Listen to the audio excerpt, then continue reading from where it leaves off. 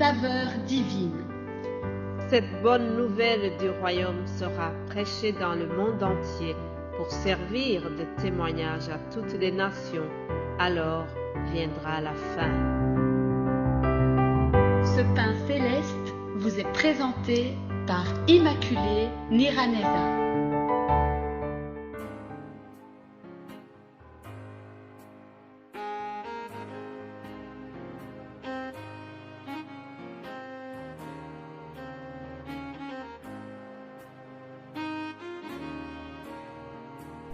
Bienvenue très chers amis à l'écoute de l'émission Saveur divine. Que la grâce et la paix de notre Seigneur soient avec vous. Je remercie Dieu qui me donne l'occasion de partager encore sa parole avec vous.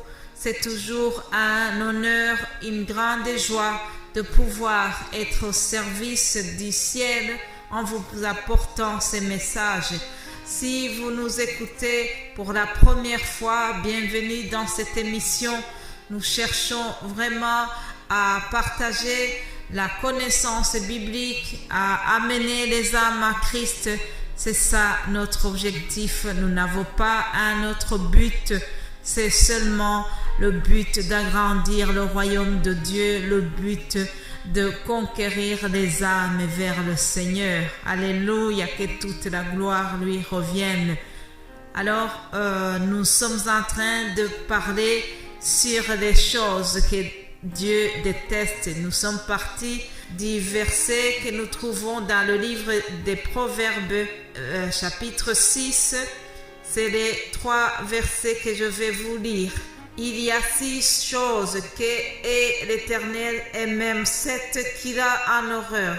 Les yeux hautains, la langue menteuse, les mains qui répandent le sang innocent, le cœur qui médite les projets iniques, les pieds qui se hâtent de courir au mal, le faux témoin qui dit des mensonges et celui qui excite des querelles entre frères.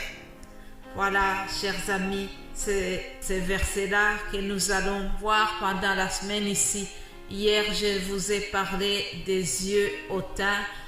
Qui dit les yeux hautains, ça fait allusion aussi à l'orgueil. L'orgueil, c'est un défaut. L'orgueil est quelque chose que Dieu déteste. Ce n'est pas seulement Dieu qui déteste cela. Je pense que lorsqu'on vit avec quelqu'un qui est hautain, qui manifeste toujours les signes d'arrogance, ce n'est pas toujours agréable, c'est vraiment quelque chose qui dérange. Quelqu'un peut devenir antipathique par son orgueil, par son arrogance. Cherchons à être humbles au lieu d'être orgueilleux. Dans ce livre des Proverbes de Salomon, nous voyons plusieurs versets qui nous parlent d'un cœur hautain. Par exemple, au Proverbe 16, verset 5, nous lisons ceci. « Tout cœur hautain est en abomination à l'Éternel. Certes, il ne restera pas impuni. » Mais bien-aimés de Dieu, Dieu déteste l'orgueil. Dieu punit un cœur orgueilleux. C'est vrai que les signes d'orgueil, en général, se manifestent dans les comportements observables, mais il peut y avoir aussi de l'orgueil qui est caché dans le cœur. Mais Dieu qui voit à l'intérieur de l'homme, Dieu qui sonde les cœurs, il peut voir si quelqu'un est orgueilleux ou pas. Alors la Bible vient de nous souligner que Dieu ne restera pas indifférent. Dieu punira un cœur qui est orgueilleux. Un cœur qui est orgueilleux est une abomination pour l'Éternel. Savez-vous que le cœur orgueilleux, c'est ça qui a poussé Lucifer à perdre son statut d'ange? Vous pouvez lire cela dans le livre du prophète Ésaïe, chapitre 14, où on nous parle de comment Lucifer avait vraiment un cœur hautain, un cœur rempli d'orgueil, ce cœur qui est une abomination pour Dieu. Il se disait en lui-même, je monterai au ciel, j'élèverai mon trône au-dessus des étoiles. je serai semblable à Dieu.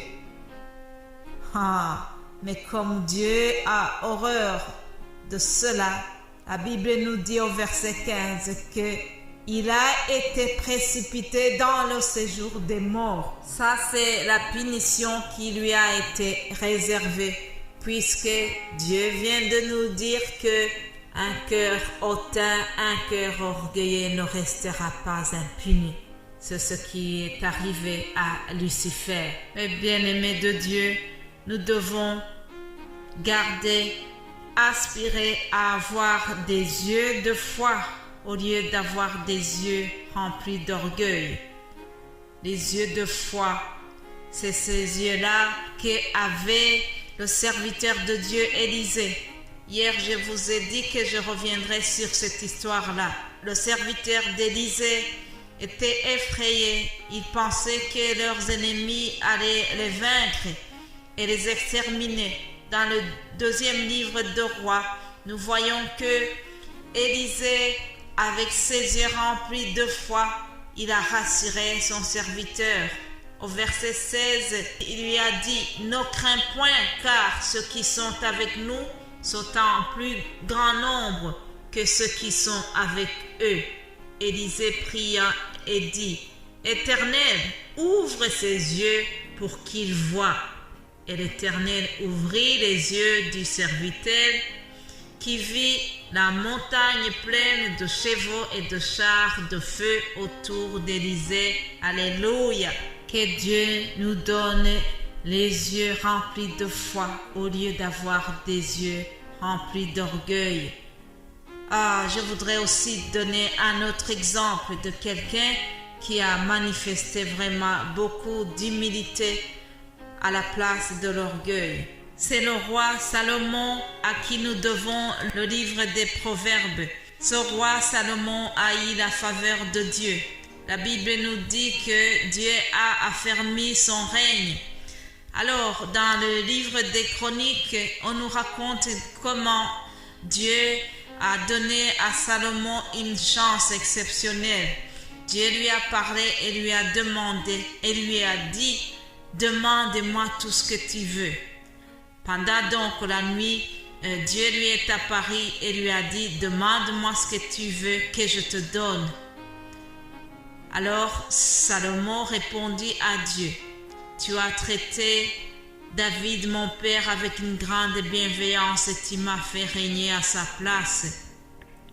Maintenant, Éternel Dieu, que ta promesse à David mon père s'accomplisse, puisque tu m'as fait régner sur un peuple nombreux comme la poussière de la terre. Accorde-moi donc la sagesse et de l'intelligence, afin que je sache me conduire à la tête de ce peuple. Alléluia, mes bien-aimés de Dieu. Salomon vient d'avoir une chance extraordinaire. On lui dit, demande ce que tu veux. Dieu a été aussi étonné du fait que Salomon n'a pas demandé des richesses, il n'a pas demandé vraiment de biens matériels, il n'a pas demandé la gloire, il n'a pas demandé la mort de ses ennemis, ni même d'avoir une longue vie. Ce sont des choses que, humainement parlant, on aurait tendance à demander vraiment cela. C'est sûr qu'aujourd'hui, si quelqu'un te demande, demande-moi ce que tu veux, peut-être que tu demanderas de gagner à l'euro million. Peut-être que tu demanderas d'avoir une vie tranquille sans jamais être malade. Ce sont des choses qui sautent aux yeux. Ce sont des choses que, humainement parlant, on aurait tendance à demander cela directement. Mais Salomon a été tellement humble. Il a demandé la sagesse et l'intelligence pour pouvoir conduire le peuple de Dieu. Alors, écoutez ce qui a suivi. Le Seigneur était tellement touché par la demande de Salomon. Il a apprécié cela. Alors, il lui a donné au-delà de ce qu'il avait demandé. Alléluia. Voilà comment Dieu récompense un cœur qui est humble. Alléluia. Dieu lui a dit, je te donnerai en outre des richesses, des biens, de la gloire, comme n'a jamais eu aucun roi avant toi et comme n'en aura aucun après toi. Alléluia. Comme il n'avait pas demandé cela, Dieu était vraiment touché par son cœur humble et il lui a donné ce qu'il n'avait pas demandé. Autrement dit, il l'a béni au-delà de ses attentes. Alléluia. Voilà, chers amis, ce qui termine notre méditation d'aujourd'hui. Demain, je parlerai sur le mensonge. Que Dieu vous bénisse et nous allons nous retrouver demain par la grâce de Dieu. Amen.